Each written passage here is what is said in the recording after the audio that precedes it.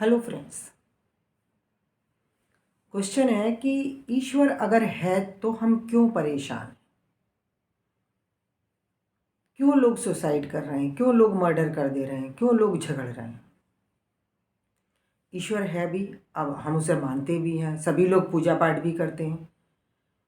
तो ईश्वर जो सर्वशक्तिमान है, सबसे ज़्यादा ताकतवर है, सर्वज्ञ है, जो सब कुछ जानता है, जो सब कुछ देख रहा है, तो उसके होते हुए हम क्यों परेशान।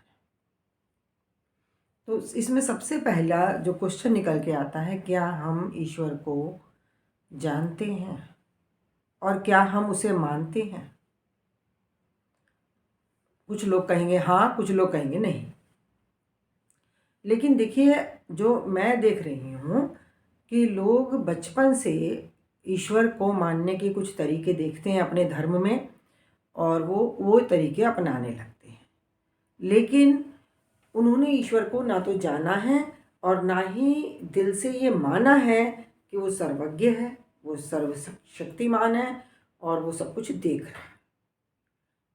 तो देखिए, कोई अगर हमारे पास है, मान लीजिए हमारे पड़ोस में कोई चोर रहता है, तो हम जब तक उसे जानेंगे नहीं, हमने मान लिया कि ये चोर है और इससे थोड़ा सावधान रहना है या इससे जो भी कुछ करना है। लेकिन अगर हम उसे सचमुच जानेंगे नहीं कि वो क्या है, वो क्या कर सकता है, उससे हमें कैसे सावधान रहना है, अगर सारी बातें हमें नहीं पता होंगी तो हम धोखा खा सकते हैं। या मान लीजिए कोई हमारे पास में कोई बहुत पहुंचा हुआ व्यक्ति रहता है, हम ठीक है उनकी इज्जत भी करते हैं, उन्हें थोड़ा नमस्ते भी कर देते हैं सुबह सुबह में निकलते हुए, लेकिन वास्तव में उनके पास क्या है वो हम उसका फ़ायदा नहीं उठा पाते। तो ईश्वर को जानना और मानना, ये दोनों ही हम नहीं कर रहे हैं। कैसे नहीं कर रहे हैं? अगर हम ईश्वर को जानते कि वो सर्वज्ञ है तो हम अपने हर एक्शन को ये देख के करते कि ईश्वर देख रहा है, ईश्वर जानता है। लेकिन हमने एक ये ढर्रा बना लिया है कि हम गए पूजा की जगह, वर्शिप की जगह जिसका जो स्थल है, और वहाँ हमने कई बार तो हम जाते हैं जल्दी जल्दी भाग दौड़ करके जाते हैं क्योंकि हम उसके आदी हो गए, या हम डरते हैं, या तो हम ईश्वर से डरते हैं या हम लोगों से डरते हैं, और हम वो कर करके और मांग के आ जाते हैं। तो उसके बाद जो हम करते हैं उस पर हमारी नज़र होती नहीं है। तो जब हम आने के बाद हम किसी पे गुस्सा कर रहे हैं, हम किसी का शोषण कर रहे हैं, हम किसी का फ़ायदा उठा रहे हैं, हम किसी के प्रति हो सकता है प्यार की भावना नहीं है, हम बेईमानी कर रहे हैं, हम धोखाधड़ी कर रहे हैं, हम खुद के साथ गलत करते हैं। ये सही के नाम पर जो गलत होता है, सही के नाम पर जो गलत होता है वो हम कर रहे हैं। एक बच्चा मिल गया, कुछ चोरी करते हुए मिल गया, मान लीजिए उसने किसी की पेंसिल ले ली, अब सब हम उस पर टूट पड़ेंगे, चोर है, चोर है, चोरी कर ली, चोरी करता है, इसके माँ बाप ने सिखाया होगा। कौन माँ बाप सिखाता है तो पेंसिल चुराना? और ये अच्छे अच्छे पढ़े लिखे लोगों का रिएक्शन यही होता है। तो वो बच्चा अभी छोटा है, उसे वास्तव में कई कई बच्चों को तो ठीक से चोरी का मतलब भी नहीं पता होगा। बस उन्हें ये कहा गया है कि बिना पूछे किसी की चीज़ नहीं लेनी, ये गलत है। अब वो अट्रैक्ट हो रहे हैं उस चीज़ के लिए, या तो उनके पास है नहीं, या उन्हें लालच आ रहा है, या जो भी कुछ हो रहा है, उन्होंने वो चीज़ ले ली। उन्हें पूरा उसका पता भी नहीं था, और हम अपना ज्ञान लेकर के उसके ऊपर टूट पड़ते हैं। और जबकि हम खुद बहुत जगह चालाकियाँ करते हैं, धोखाधड़ी करते हैं, फेवर लेते हैं, लोगों से फेवर लेते हैं। देखिए, आराम से हम जाकर के टीचर से भी कई बार कोशिश करते हैं कि हमारे नंबर ज़्यादा आ जाएं।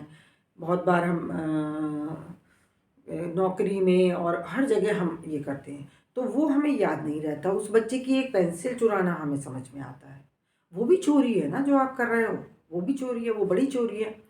तो बड़े बड़े चोरों को तो माफ़ करके देश से बाहर भेज दिया जाता है, और उस बच्चे को सब इतना बुरा कर देते हैं, या कोई रोटी चुरा के भाग रहा है, या तो वो क्यों चुरा रहा है भाई, उसे उस पकड़ो, उसे समझो, उसे दो वो चीज़, ले भाई तू हम करवाते हैं तेरा, तुझे क्यों ऐसे लेने की ज़रूरत है, प्यार करो उसको। मतलब वो किसी वजह से जो छोटी छोटी ये चीज़ें कर रहा है, तो क्या हो रहा है कि हम ईश्वर को जानते नहीं हैं और मानते भी नहीं हैं। जानते तो ये नहीं है कि वो क्या कर देगा हमारा, क्योंकि हम मानते ही नहीं है कि वो कुछ कर देगा। अगर हम ये मान लें कि वो कुछ कर देगा तो हम उसे जान भी सकते हैं शायद। वो ईश्वर एक एनर्जी है, और वो सुप्रीम एनर्जी, और वो हमारी विचार से बंधी हुई। तो ईश्वर के होते हुए हम दुख क्यों उठा रहे हैं? दुख इसीलिए उठा रहे हैं कि ईश्वर है, क्योंकि वो हमारे सारे कर्मों का हिसाब रख रहा है, और वो रख नहीं रहा है, वो नेचर है, वो एनर्जी है, उसमें ये सब कुछ हो रहा है। जैसे सीसीटीवी कैमरा लगा हुआ है तो वहाँ कोई कुछ नहीं कर रहा है, कैमरा चालू है, सब अपने आप रिकॉर्ड हो रहा है। अब आप कुछ गलत करके जाओगे, पुलिस पकड़ लेगी आपको। तो सीसीटीवी कैमरा को तो आप भूले पड़े थे कि सीसीटीवी कैमरा लगा हुआ है, ये हमें देख लेगा, लोग समझ लेंगे, हम भूल गए थे, भूल जाते हैं। जहाँ सीसीटीवी कैमरे लगे हुए होते हैं तो कुछ दिन तो लोग सतर्क रहते हैं, उसके बाद लोग ये जनरली भूल जाते हैं कि यहाँ सीसीटीवी कैमरा लगा हुआ है, और वो जो उन्हें करना होता है वही करते हैं। यही हम ईश्वर के साथ कर रहे हैं। अब मंदिर में गए, पूजा की, आ गए, जल्दी जल्दी दिया जलाया, और किसी ने जलाया किसी ने नहीं जलाया, कि कुछ नहीं है, कुछ नहीं होता है। आधे लोग तो कुछ करते ही नहीं हैं, और आधे लोग बिना मन से करते हैं, और आधे आधे कुछ लोग बहुत मन से भी करते हैं, फिर भी उन्हें ये नहीं पता कि ईश्वर जो एक सुप्रीम एनर्जी है, इससे हम कैसे सुकून लें। हम तो अपना फ़ायदा देख रहे हैं, हमें तो अपना फ़ायदा देखना चाहिए, चलो ठीक है हम सेल्फिश हो गए, तो ये सेल्फिश तो हो के पता तो चले कि ईश्वर हमें मदद कैसे पहुंचाएगा और कब हमें मारेगा। तो जो हम मंदिर में या कहीं भी घर में पूजा स्थान होता है वहाँ, या लोगों के डिफरेंट धर्म स्थल होते हैं वहाँ, जब हम ईश्वर को प्रेयर करके आते हैं वापस, तो वो एनर्जी है, वो हमारे हर पल का हिसाब रखती है। वो वहीं का हिसाब नहीं रखती है, वो हर पल का हिसाब रखती है। अब देखिए, इसमें मैं एक एग्जाम्पल आपको और देती हूँ। जैसे अभी अतुल सुभाष ने जो सुसाइड किया है, उन्होंने एक पूरी डिटेल्ड वीडियो बनाई है मरने से पहले। तो कई लोग तो ये सोच रहे हैं कि भाई, मानते हैं कि भाई मरने वाला इंसान झूठ नहीं बोलता, लेकिन वो कंडीशन अलग अलग होती है। मैं ये नहीं कह रही कि उन्होंने झूठ बोला है, लेकिन उन्होंने जिस तरह से प्लान्ड तरीके से वीडियो बनाई है, और उनका उद्देश्य क्या था कि ठीक है वो परेशान हुए, लेकिन लोग इससे भी बहुत बहुत परेशान हैं जीवन में। उनके वो सक्षम थे, मान लीजिए उन्हें अगर जौनपुर जाना भी पड़ रहा था तो उनके पास अच्छा खासा, जहाँ तक मैंने सुना है कि 40 लाख का उनका पैकेज था। तो और एरोप्लेन से आप 2-3 घंटे में पहुँच जाते हैं। चलिए एक दिन पूरा वेस्ट हुआ, वो तो ठीक है, लेकिन ये तो एक नेचुरल आई हुई आपदा होती है। देखिए, अभी तो वाइफ से झगड़ा हुआ था, वाइफ ने केस किया था। वैसे हमें नहीं पता, हमें कोई बीमारी लग गई, हमें रोज़ ट्रीटमेंट के लिए जाना पड़ता है, डायलिसिस के लिए जाना पड़ता है। तो ये जो उन्होंने जो ये किया, ये जब वो बना रहे हैं वीडियो, तब क्या उन्होंने मंत्र भी उच्चारण किए हैं, शिवा, लॉर्ड शिवा का नाम बार बार बार बार बार लिया है। तो वो तो विनाश के, मृत्यु के गॉड हैं ही। तो क्या वो सचमुच मान रहे थे कि ईश्वर है और वो मुझे देख रहा है, वो मेरी मदद करेगा, और वो मेरी मदद क्यों नहीं कर रहा है? देखिए, मैं ये पॉइंट पहले ले रही हूँ कि वो हमारी मदद क्यों नहीं कर रहा है। उसने अतुल सुभाष या निकिता की मदद क्यों नहीं की?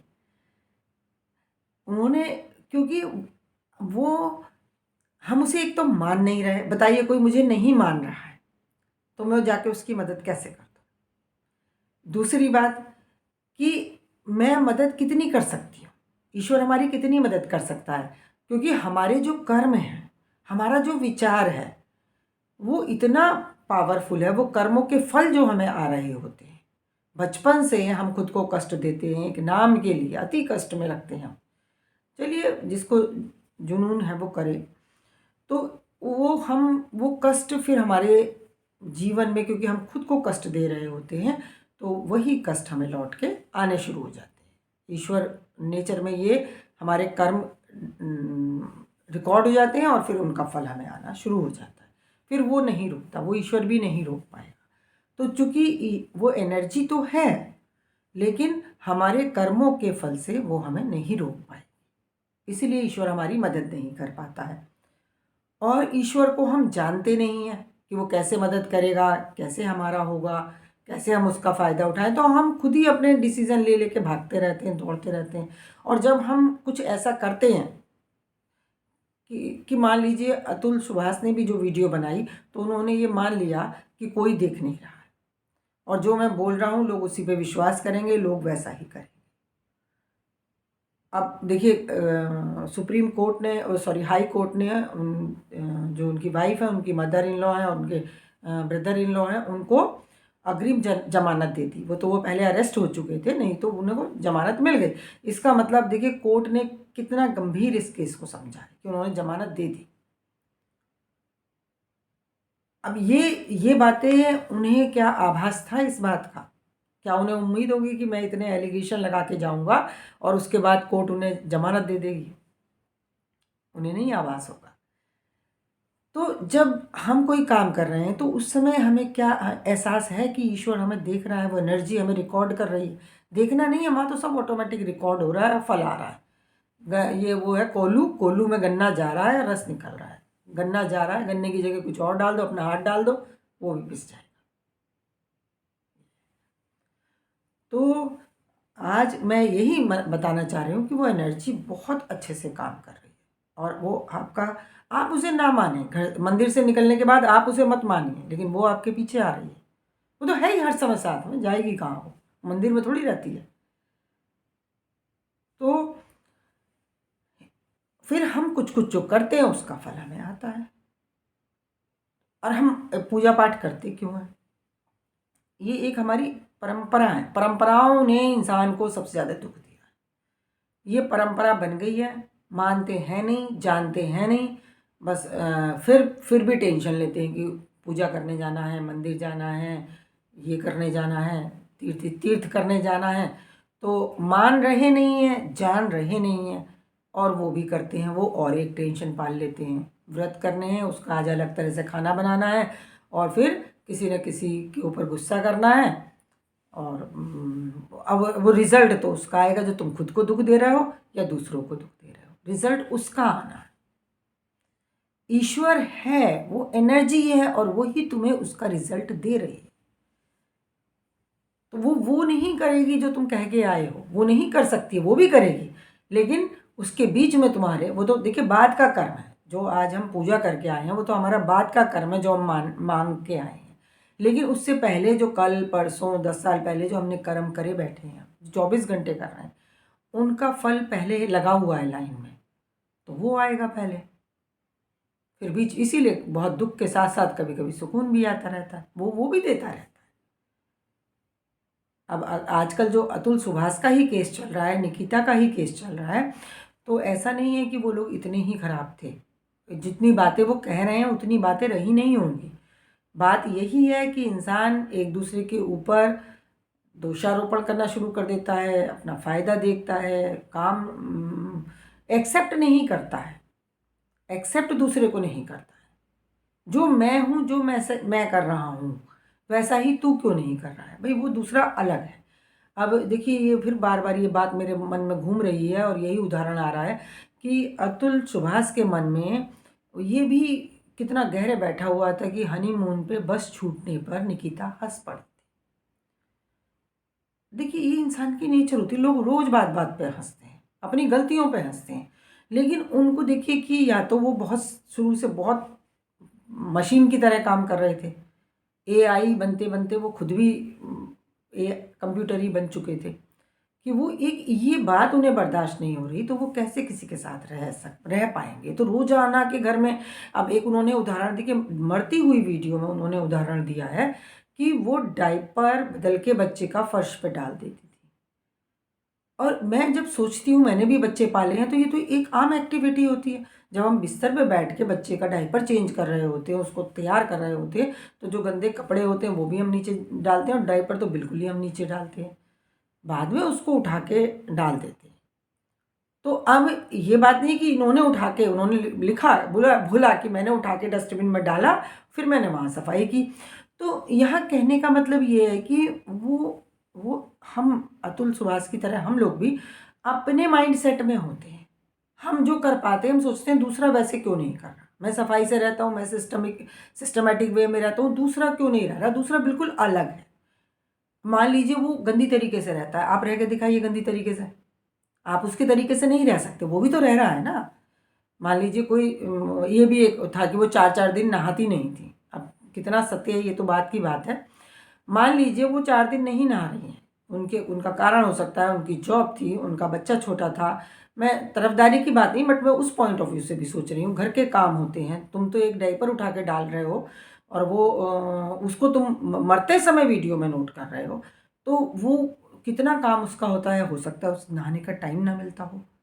छोटे बच्चे के साथ जॉब, ऑनलाइन, और ऊपर से घर पूरा। तो उनकी गलती नहीं बता रही हूँ मैं, मतलब ये है कि वो अपने जो उनका परफेक्शन रहा, जो उन्हें अपने माता से मम्मी से जो केयर मिली होगी बचपन से, पढ़ो भाई पढ़ो भाई पढ़ो भाई, बाकी तो बच्चों को हम और कुछ करने नहीं देते हैं, पैर नीचे नहीं उतारने देते हैं। अब वाइफ वो नहीं कर पा रही है तो वो परेशान हो रहे हैं, क्योंकि उन्होंने बचपन से वही देखा है, वही सीखा है। वो सोच रहे हैं मैं तो इतना काम परफेक्टली कर रहा हूँ, मैं तो अपना एक एक काम इतना डिटेल से कर रहा हूँ, ये क्यों नहीं कर रही है। ये बिल्कुल अलग है, कर ही नहीं सकती, तभी शायद उसने डिसाइड किया अलग होने का। मैं तरफदारी नहीं कर रही हूँ उसकी, उनकी भी गलतियाँ रही होंगी, बट मैं एक इंसान की फितरत यहाँ डिस्कस कर रही हूँ। तो ये हम जो कर्म कर रहे होते हैं गलतफहमियों में बंधे हुए, वो कर्म ही हमें वापस लौट कर आते हैं। तो सबसे पहले हमें हमें ईश्वर को जानना है और मानना है। जानना है कि वो सुप्रीम एनर्जी है और वही हमें दुख दे रही है, और दुख क्या दे रही है, वो हमें हमारे कर्मों के फल दे रही है। जो तकलीफ हम लोगों में डाल रहे हैं रोज, वही हमें वापस आ रही है किसी भी तौर पे। अच्छाई के तौर पे भी हम तकलीफ डाल रहे होते हैं। जैसे आप जितने परफेक्ट हैं वो सामने वाला उतना परफेक्ट नहीं है। अब आप उसे रोज टोक के मैं इसे सही कर दूंगा, वो उसकी बॉडी वैसी है ही नहीं। तुम उसे सही नहीं करोगे, उसे इरिटेट करोगे, किसी दिन मारेगा वो लौट के। अब अगर तुम बहुत परफेक्ट हो तो तुम उसकी तरह इम्परफेक्ट होके दिखाओ। तुम उसे बदल रहे हो तो तुम बदल के देखो, झगड़ा तो तब भी खत्म हो जाएगा ना कि आप इम्परफेक्ट हो जाइए। जैसे वो लापरवाह है, आप भी होके देखिए, आप नहीं हो पाएंगे, क्योंकि हमने ये मान लिया है कि परफेक्ट होना सही है। अब हमें नहीं पता कि परफेक्ट होना सही है या इम्परफेक्ट होना सही है, दो कंडीशंस हैं। इम्परफेक्ट होने में लोग एडजस्ट कर जाते हैं, लोगों को माफ़ कर देते हैं, परफेक्ट होने में वो नहीं कर पाते हैं, तो वो दुख का कारण बनता है। तो कोई भी चीज़ सही गलत नहीं होती है, दो स्थिति होती है, और उन स्थिति को अगर हम नहीं समझेंगे तो हम फिर विनाश का कारण हम बनते हैं। तो ईश्वर सुप्रीम एनर्जी है, हम सिर्फ देखा देखी उसके लिए कुछ ना कुछ पूजा पाठ करते रहते हैं, बाकी टाइम हम ये भूल जाते हैं कि उसमें सब कुछ रिकॉर्ड हो रहा है। वो सीसीटीवी कैमरा है, वो चालू है, उसे ना कोई बंद कर सकता है, ना उसमें से कुछ डिलीट कर सकता है, ना उसे कोई तोड़ सकता है। कोई जगह नहीं है जहाँ आप छुप के कुछ कर लें, कोई दुनिया में कोई जगह नहीं।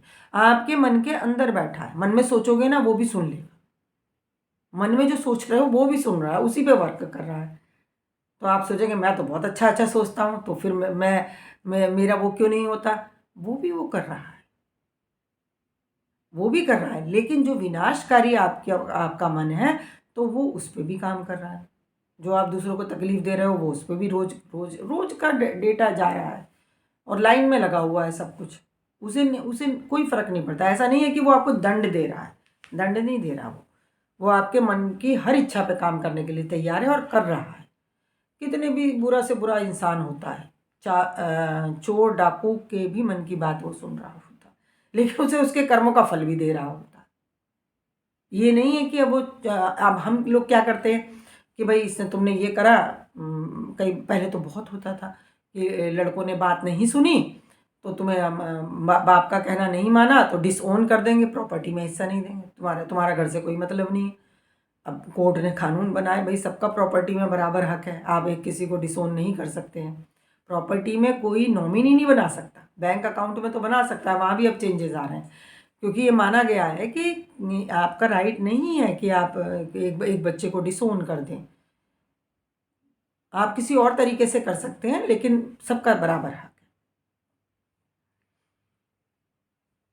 तो ईश्वर को जानना और मानना ये बहुत ज़रूरी है। ये समझेंगे तभी हम दुखों से बाहर आ पाएंगे। हम हैं सेल्फिश, मैं नहीं कह रही कि आप किसी के लिए कुछ करें, बट अपना तो ख्याल करेंगे ना, अपने दुखों का तो हिसाब किताब रखेंगे ना। अभी तक तो जो भोगा है वो भोगोगे, और हो सकता है कि जो पिछले जन्मों तक के कर्म आते रहते हैं, क्योंकि मरने से कुछ खत्म नहीं होता। मरना है जैसे हम सो गए, जिस कंडीशन में हम सोते हैं, जो काम छोड़ के सोते हैं वो उठ के करना पड़ता है। ऐसे ही जो मर गए, जो कर्म लेके मर गए, उसके फल हमें मिलेंगे, अच्छे और बुरे दोनों। अच्छे भी मिलते हैं, बच्चे बहुत अच्छी कंडीशन में पैदा होते हैं, ज़िंदगी भर मज़े करते हैं, और कुछ लोग ज़िंदगी भर दुख उठाते हैं। तो ज़िंदगी भर क्यों? तो भाई भगवान मैं तो इतनी पूजा करता हूँ, इतना व्रत करता हूँ, फिर ज़िंदगी भर हो गया कष्ट उठाते हुए, ख़त्म नहीं हो रहा है, क्योंकि आपके पिछले बहुत कर्म हैं, उनका भी फल आ रहा है, उनका ही फल आ रहा है। तो ईश्वर को जानना और मानना, सही में मानना, वो एनर्जी है, उसके अंदर सब कुछ हो रहा है। जैसे करंट है, तार के अंदर करंट आ रहा है, अगर आप उसे नहीं जानेंगे, नहीं मानेंगे, तो वो आपको करंट मारने से छोड़ेगा नहीं। आप उसे पकड़ लेंगे तो वो मारेगा। आप गलती करेंगे उससे डील करने में तो वो आपको मारेगा। वो एनर्जी है, उससे छुप कुछ सकता ही नहीं। तो आई थिंक मैं कुछ पॉइंट क्लियर कर पाई। तो आई थिंक जो बात है वो ये है कि हम ईश्वर को पूरी तरीके से मानें, वो एनर्जी है, उसे फील करें, उसे बोलें, आओ तुम मेरे अंदर आओ, मुझे संभालो, मैं नहीं संभाल पा रहा हूँ, मैं बहुत गुस्से में हूँ, मुझे संभालो। और लोगों को माफ़ करो, लोगों को माफ़ करो। माफ़ करोगे तो आप उन्हें बर्दाश्त कर पाओगे। वो अलग हैं। कोई अगर सिस्टमेटिक नहीं है, कोई अगर आप जो भी कुछ वो कर रहा है वो डिफरेंट है, उससे हो रहा है, वो कर नहीं रहा, वो उससे हो रहा है।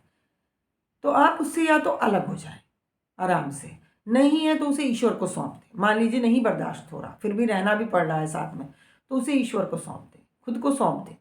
मेरे कोई कर्म होंगे जो मैं भोग रहा हूँ इस व्यक्ति के साथ, तो उसे फिर एक्सेप्ट करें और ईश्वर को सौंपें। चाहना तो देखिए सभी सुख चाहते हैं, सभी हाई पोस्ट चाहते हैं, सभी मार्क्स चाहते हैं, सभी बहुत अच्छी वाइफ चाहते हैं जो घर की देखभाल करे।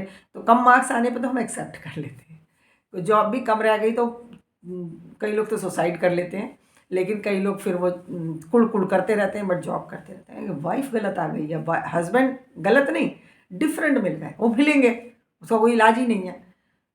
और वहाँ हम क्योंकि अब हम एक इंसान है जिसके पे हम चिल्ला सकते हैं, जिस पे हम दोषारोपण कर सकते हैं, अपना सारा फ्रस्ट्रेशन निकाल सकते हैं, तो वो हम शुरू कर देते हैं। और वो हम करते क्यों? क्योंकि हम भी जो कर्म करके आए हैं उसका फल हमें किसी तरह तो मिलेगा, कोई तो हमारा उसका माध्यम बनेगा, तो वही बनेगी जो घर में है, वही बनेगा जो घर में है। माँ की तो हमें आदत पड़ी हुई है बचपन से, तो माँ तो अगर गलत भी टोकेगी तो हम चलेगा, माँ की और हमारी तो तालमेल है क्योंकि बचपन से उसने पाला है।